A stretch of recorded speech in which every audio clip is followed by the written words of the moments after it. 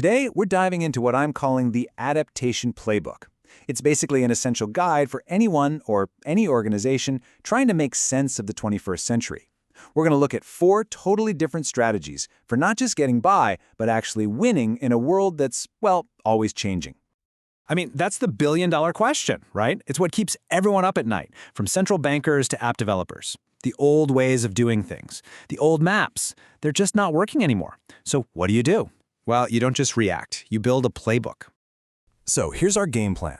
We'll kick things off with the big idea, the playbook concept itself. Then we'll dive into 4 really different case studies: a national economy playing defense, a global company getting its workforce ready for AI, a gaming giant going on offense, and a foundation that's completely rethinking its own future. Each one has a really unique lesson.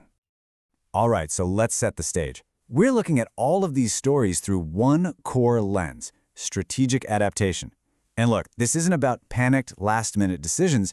It's about having a real, deliberate framework to turn all this chaos into an actual opportunity. And that's really the heart of it. It's the difference between feeling like a victim of change and being the architect of your own response.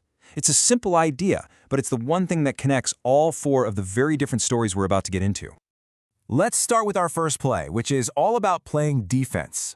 We're going to look at how an entire country, Canada, is using its big economic levers to adapt to some pretty serious pressures from the outside.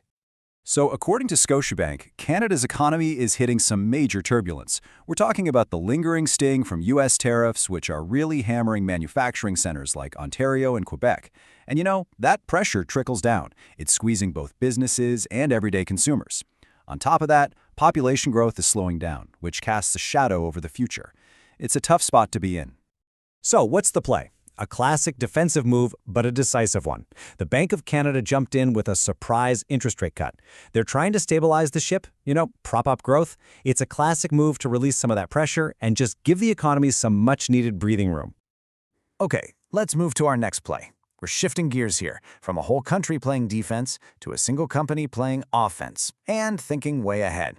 This is all about how Walmart, the biggest private employer on the planet, is getting its people ready for the age of AI. This quote from Walmart's CEO, Doug McMillon, just cuts right to the chase. He's not trying to sugarcoat it or downplay the disruption. He is looking it right in the eye.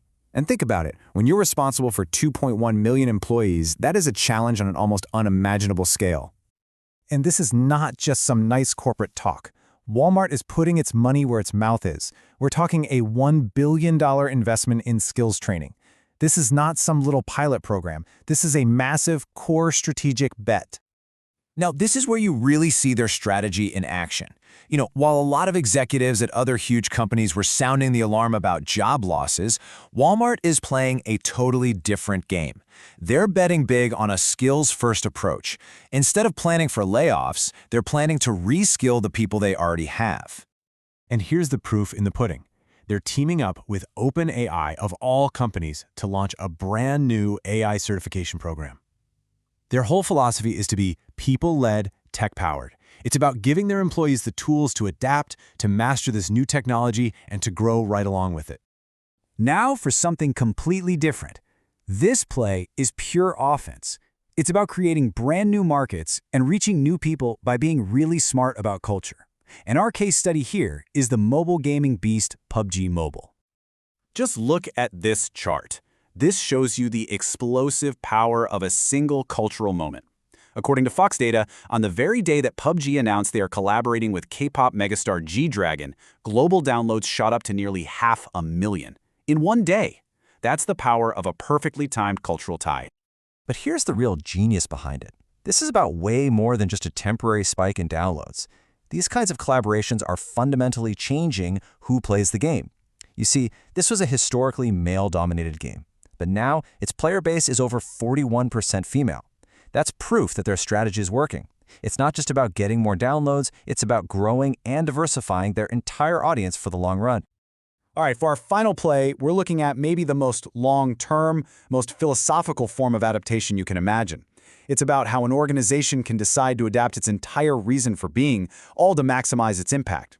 And for that, we're looking at the Leon Levine Foundation.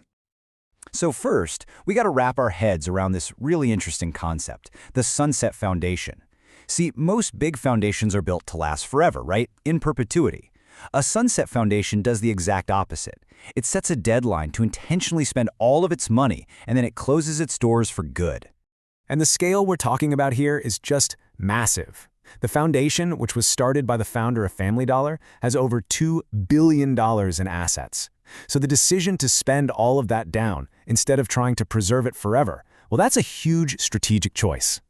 And this is their timeline. They've given themselves 50 years, a 50-year deadline to distribute every single one of those $2 billion. Their team calls it a legacy with urgency.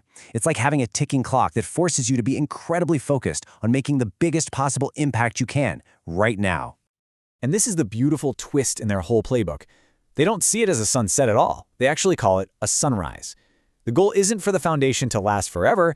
The goal is for its impact to last forever. It's the ultimate act of adaptation, changing your own existence to serve a much bigger, more permanent goal. So let's bring it all home. We've seen a whole range of adaptation plays today, haven't we? We saw Canada's defensive macro response to try and stabilize. We saw Walmart's proactive workforce response, betting on people. Then we had PUBG's all-out offensive market response to create new growth. And finally, the Levine Foundation's legacy response, basically rewriting the rulebook for maximum impact.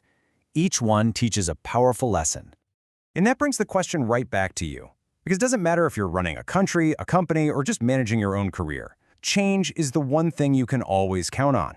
So when you look at these strategies, defense, proactive investment, offense, even rewriting the rules, the question isn't if you'll need to adapt, it's how. So, what's in your adaptation playbook?